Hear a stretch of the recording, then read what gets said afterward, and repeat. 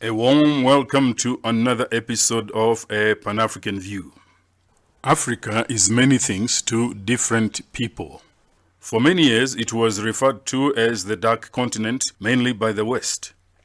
In the recent past, it has been referred to as Africa Rising, and today it is touted as the Last Frontier or the New Asia. According to this Africa Rising narrative, the African continent is developing fast and is an emerging market with impressive socio-economic indicators. However, when one takes a closer look, it becomes apparent that the African continent is dealing with a wide variety of serious challenges. Challenges that will require a shift. Perhaps an overhaul might be a better word of our mindset if we are to fast-track wide-ranging development. While the West and now the East, especially China and Russia, in many instances treat Africa as one country, we, at our own peril, are the ones who see 54 different countries and are very neurotic about our differences and in most cases are quick to defend our nationalistic outlook. In some countries, it is more of chauvinistic, even xenophobic outlook. The sooner we start seeing the continent as our home, the faster we will be able to fast-track the continent's development. Just the other day, I had a long discussion with my very Pan-Africanist brother Rutaisire, we shall call him Ruta in short, as to why Africa continues to perform so disappointingly. His view is that Africa's problems lie squarely with the Africans themselves and especially with our leaders. While I added that the West, and now China, are also involved in ensuring Africa stays poor as it is in their interest, that the status quo is maintained. In defending his position, this is what he very passionately expounded. You see, my brother Gerald, Ruta said, we can't develop if we are not united, and while attempts have been made, we have failed to unite meaningfully. Take, for instance, the East African community. In the 60s, the then leaders, Nyerere, Kenyatta, and Obote, understood the power in unity and accomplished considerable development. Apparently, our founding fathers had superior vision and higher political will than today's leaders. They built shared infrastructures such as the East African Airways, East African Railways and Harbours, East African Postal Services, East African Court, the University of East Africa, and so forth. We even had some form of a common currency. When you traveled within the region, whatever currency you had was accepted in the other country as legal currency. The airline headquarters was in Kenya, the University of East Africa in Uganda, while the Harbours and headquarters was in Tanzania. The then East African community was united and development was vibrant and exciting. East Africans traveled across the borders freely and trade across borders flourished. We felt more East African than Ugandan, Kenyan, or Tanzanian. Where are these institutions today? They are dead, kaput. What actually happened? I asked. What happened is that in 1977, the East African community broke up. And when people are not united, they start focusing on their differences instead of focusing on what unites them, what they have in common, or what they can share for the good of everyone. When the community broke up, we reversed the trend and again became Ugandans, Kenyans, and Tanzanians. Tribalism, an ever-growing cancer in Africa, which we had started to forget as we embraced the community, resurfaced. Fortunately for Tanzanians, thanks to the vision and wisdom of Mwalimu Julius Nyerere, tribalism was shunned and has not played any significant role in Tanzanian politics, unlike what we see in Kenya and Uganda. Because we are divided, we are now easy target for exploitation as a continent, Ruta emphasized philosophically. But Ruta, today the East African community is alive and well. In fact, it has been enlarged to include Rwanda, Burundi, and South Sudan. I hear DRC Congo has also applied to join, I explained. You are right. In the last 2 decades, we have tried again to revive the defunct East African community and have enlarged it. We have been talking about a customs union, a common market, a common currency, and possibly a political federation for several years, but we are nowhere near achieving any of these programs. As we speak, tariff barriers across the region are still a big challenge. The only East African institution alive today is the East African Legislative Assembly, which no ordinary citizen will tell you what it does. But Ruta, today we have an East African passport, which means you do not need a visa to travel in East Africa. That is something positive, I said. It would make sense if you were talking of the African passport and not the East African Community passport, Ruta added. But the African passport might take years before the ordinary guy like you and me can get it, I said. I'm afraid you're right, Ruta added, which goes to underscore one of Africa's biggest challenges, implementation of projects. You see, my brother, you know I am a true Pan-Africanist. But I have seen too many failed projects that I wouldn't mind if we recruited foreigners to be in charge of the implementation of our projects. That will not be acceptable to most of us, I interjected. It would diminish our self-esteem as Africans and kill our national pride. Let me tell you, my brother, Ruta said. A people who are responsible for their misrule and therefore underdevelopment and poverty have no self-esteem and national pride. And if any, it is an illusion. Ruta, that's a very pessimistic view of Africa, I chipped. In your view, what should be done to get out of this seemingly never-ending status of underdevelopment and corruption we continue to sink into? I asked. The answer is simple, he said. If we want to improve our lot in Africa, we need to unite first and foremost. We need to open borders so we can travel, interact, trade, and cooperate with each other much more easily. Even encourage intermarriage. And why not? Our regional governments have to coordinate and put in place rules, regulations, and security to support these activities.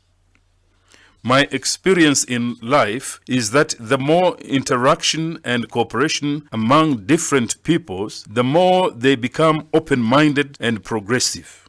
Restricting people's movements unnecessarily is very regressive to economic and social progress. North Korea is a good example. Trade between the US and Canada is $2 billion a day because of the open borders. It takes a couple of minutes to cross the border without getting out of the car. There are numerous examples on what we should do and not do for that matter to move forward at an impressive pace. Perhaps things have not been working as we expected, but surely life has improved and continues to improve across the entire continent, I challenged.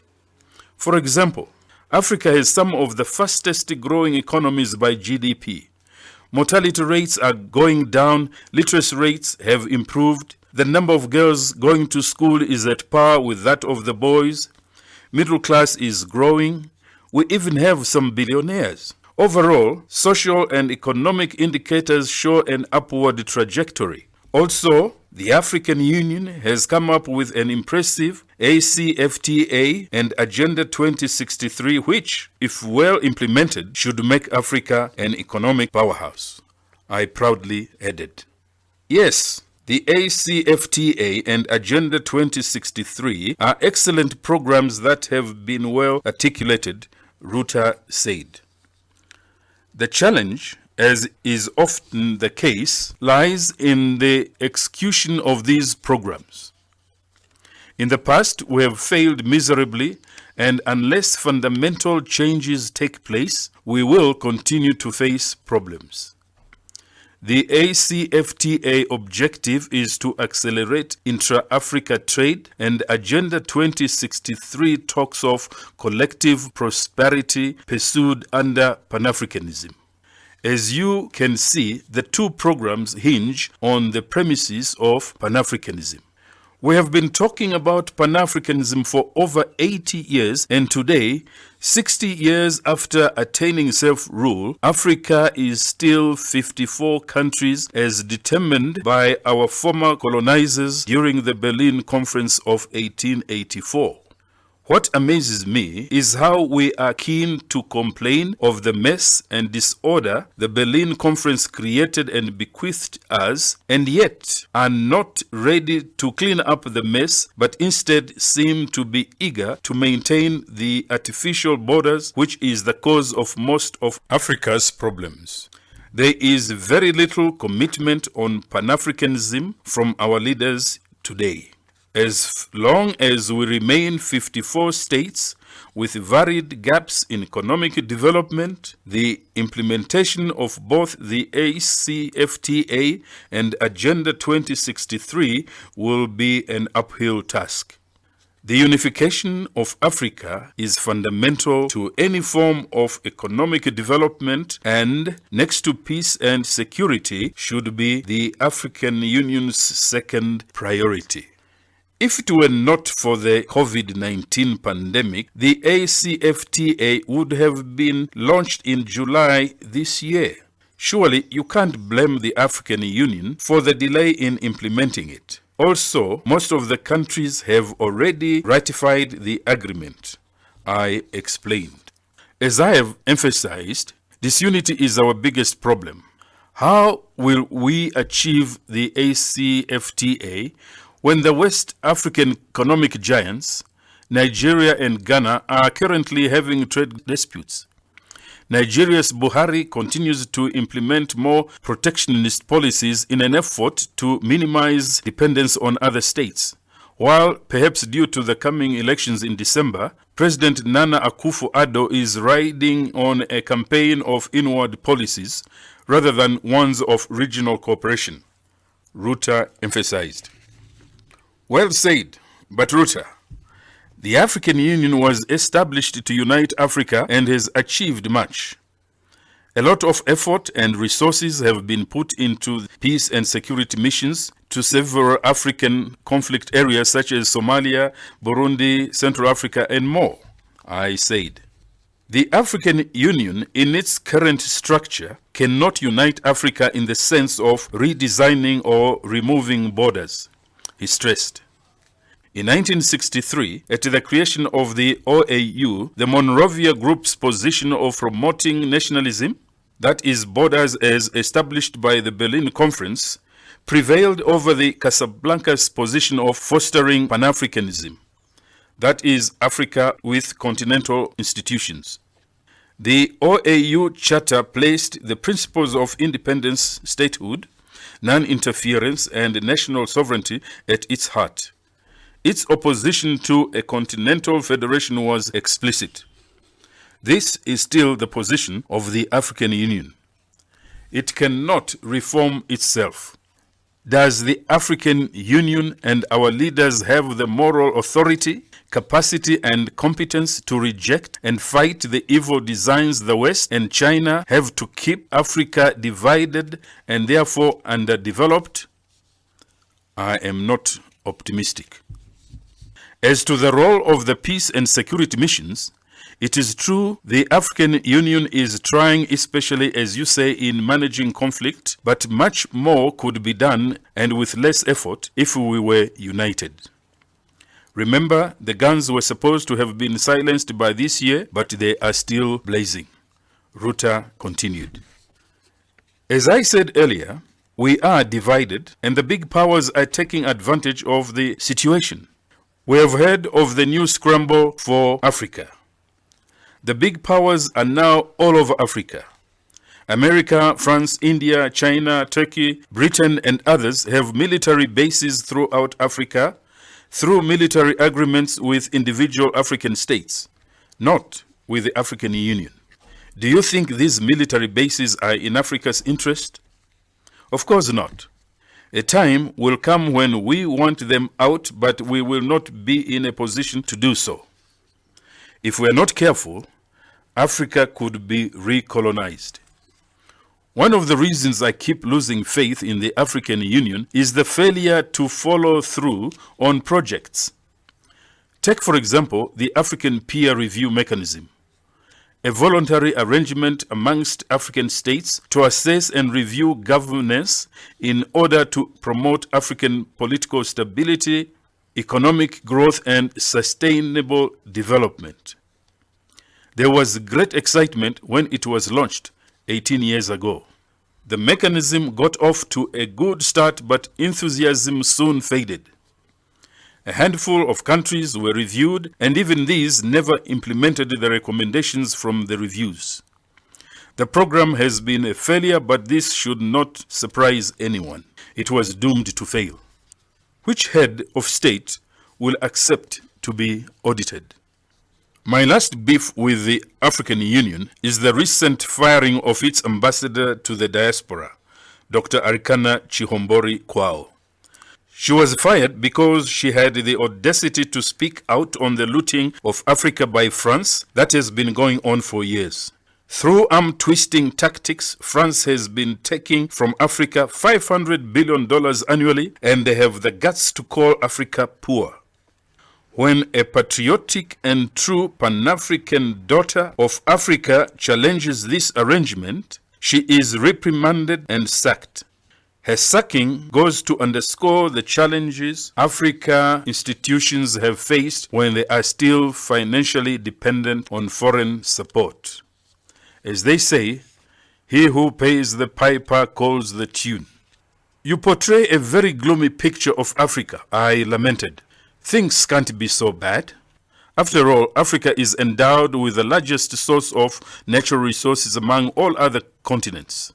For example, it is estimated that 30% of Earth's mineral resources are found on the African continent.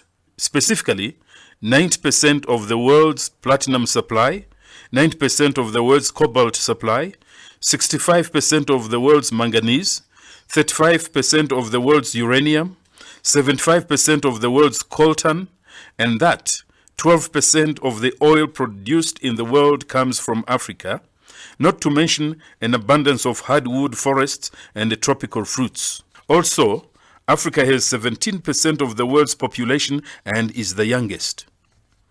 While you say having 54 countries is a disadvantage, it also represents 54 votes in the United Nations General Assembly. Surely the future of Africa is bright and promising, and in fact, Africa is the region with the fastest economic growth rates and the highest return on investment in the world, I proudly added. My brother Gerald, everything you just said is correct. These enormous resources, we have always had them. But look at where we are. What have we done with them? China, the United States, India, several European Union countries, Japan, Israel, Canada, Turkey, even some Middle East Arab countries are all in the race for Africa's resources and investment opportunities. In addition to seeking natural resources, they also have military interests and geopolitical influence interests. We are witnessing another scramble for Africa, and just like the one in the 19th century, is benefiting foreigners more than it benefits Africans. Ruta underscored. What then should we do to ensure we effectively manage our natural resources for the benefit of our people? I asked. It is not easy, my brother.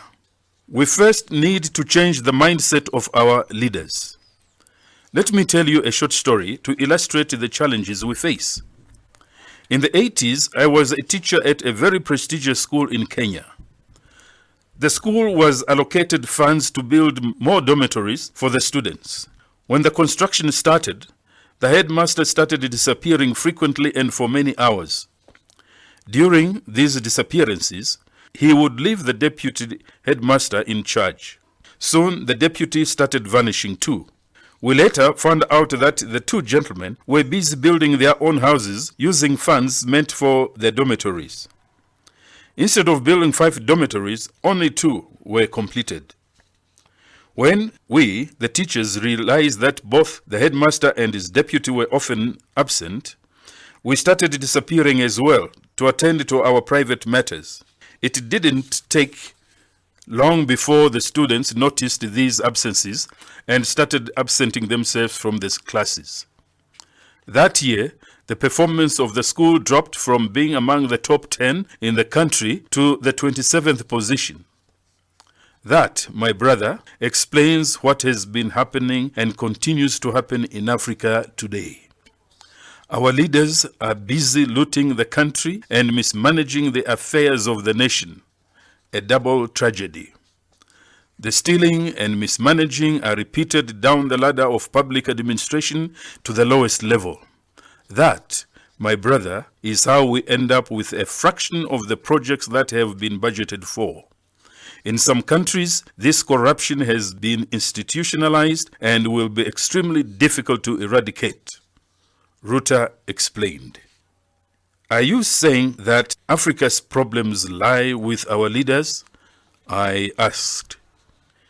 Yes, that's what I'm saying. But the citizens also have a role, as they are the ones who vote these corrupt and self-seeking individuals into positions of power. Also, foreign powers, through their multinationals who are ready to offer bribes in addition to being responsible for billions of dollars of illicit financial flows out of Africa, are just as guilty. However, Africa's troubles are created mainly by the political elite, starting with the corruption at the highest political office. Let me tell you another short story. A few years back, a brilliant and very eloquent Pan-Africanist was appointed to head the anti-corruption institution in his country. As a true Pan-Africanist, he attacked his duties zealously and without fear. He was on a mission to rid corruption in his country. His first destination was the center of corruption, the political elite. He never knew what hit him. He now spends most of his time championing the Pan-African cause, good governance, accountability, and effective development strategies through the written and spoken word. I am giving these examples to highlight the challenges in fighting corruption and the culture of mismanagement in Africa. I believe you are referring to PLO Lumumba, I said. To bring about the challenges for the Africa we want will require not just structural changes, but more importantly, an overhaul of our development mindset in our political, civil society and business leaders, and more importantly, in the citizens. And people like Professor Lumumba, Dr. Arikana Chihombori Kwao, and many others who are speaking openly about the leadership and development challenges Africa continues to face are an important component towards achieving this mindset change. Where do you see Africa's development heading? As you earlier highlighted, Africa is endowed with massive natural resources, a young and huge population, literacy rates that are growing, mortality rates that are declining, and more educated young people, and encouraging more girls in schools. These are very promising indicators. Also, the continent continues to make impressive strides in political reform, macroeconomic stability, and social development. Despite genuine fears of the potential negative impact of Chinese loans to Africa, many infrastructure projects such as roads, railway lines, ports, airports, and energy generation are being constructed. These projects will increase intra-Africa trade and attract foreign investments. This is good for Africa, but we need to build infrastructure that crosses borders, as this is one sure way of consolidating our unity. In particular, we should encourage regional airlines instead of each country trying to establish its own airline. We can have East African Airways, Southern African Airways, West African Airways, Central African Airways, and North Africa Airways. Not only is it common sense, but also makes absolute business sense. Another encouraging trend is the role the private sector is beginning to play by investing where the governments have failed. Dangote is about to complete an oil refinery, which the government of Nigeria attempted but failed to do due to high-level corruption. African billionaires should be encouraged to create partnerships to invest more in Africa. This kind of partnership naturally brings people together. ECOWAS, as a region, has been leading other regions in interfering in the affairs of its member countries. This is as it should be. The African Union should be interfering more often and more effectively in the affairs of its member states, especially when it comes to amending constitutions so that leaders can stay in power even when the people don't want them. This way, Africans will start appreciating the role of the African Union. Ruta concluded. Mr. Ruta, unfortunately, we have to end here, but I thank you very much for sharing with us your perspectives on our challenges and their potential solutions. I hope you will continue to be available for more discussions on Pan-Africanism. The conversation with Ruta has been very enlightening, to say the least. He has a lot more to share with us, and I would certainly bring him talk us again. A discussion on Pan-Africanism and Africa's unity cannot be complete without quoting the visionary Kwame Nkrumah. Here is one of his famous quotes. "The independence of Ghana is meaningless until it is linked to the total liberation of Africa." While Nkrumah was talking about the political liberation, the quote is as true today if we consider our economic liberation. If the economic emancipation of Africa is to be realized, we need to start the journey towards the unification of the 54 states now. The ideas Nkrumah so well articulated then are the ideas our leaders should be entertaining. And it is our responsibility to do whatever we can to put pressure on our leaders to implement them. Is there an African leader today who would relinquish his power to unite with another country? Your guess is as good as mine. The burden to bring about the mindset change needed for Africa to prosper lies mainly with our leaders. However, going by leadership values of most leaders, we will need a reincarnation of patriotic and visionary leaders such as Nkrumah, Nyerere, Sankara, Gaddafi, Lumumba, and few others. This notwithstanding, today the circumstances are different from those of 1963. Africa has all it needs to unite and become a great continent. It has the intellectual capacity, organizational ability, financial means, a dynamic young labor force, and above all, a winning and ready citizenry. And there is growing rhetoric from several centers and many individuals strongly advocating for Africa to unite. The only thing in short supply is an appropriate vision, a new development mindset, and the political will from our leaders. However, to achieve it, the citizens need to put pressure on the leaders. As I sign off, let's stay engaged and hopeful. Asante na kwaheri. Your host, Gerald Mpisi.